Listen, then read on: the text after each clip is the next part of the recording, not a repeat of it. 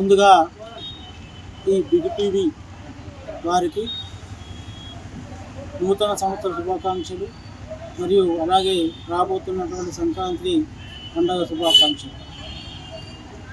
ఏమిటంటే ఆర్టీసీ లోపల గత ప్రభుత్వం ఆర్టీసీని ఉంచము, ఆర్టీసీ అసలు ఉండకూడదు, ఆర్టీసీని ఎవరు కాపాడలేరని ఒక ఉద్దేశంతో ఒక ఉద్దేశం పెట్టుకొని ఆర్టీసీకి నిర్వీర్యం చేయడం జరిగింది.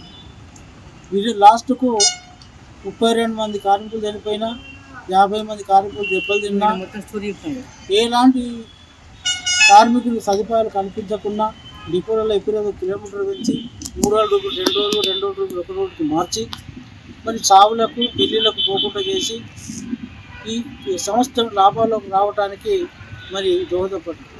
కానీ కార్మికుల గురించి మాత్రం ఎలాంటి పట్టింపులు చేయలేదు.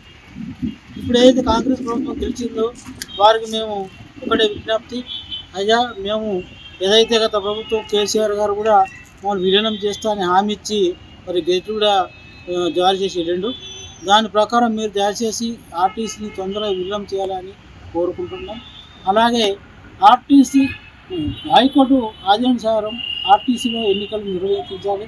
గత కేసీఆర్ ప్రభుత్వం దాన్ని రద్దు చేయడం జరిగింది. మరి మేము ఎంప్లాయీస్గా కోర్టుకు వెళ్తే కోర్టు తొందర సాధ్యమైనంత వరకు మీరు ఆర్టీసీలో ఎన్నికలు నిర్వహించాలని ఒక జడ్జిమెంట్ ఇవ్వడం జరిగింది.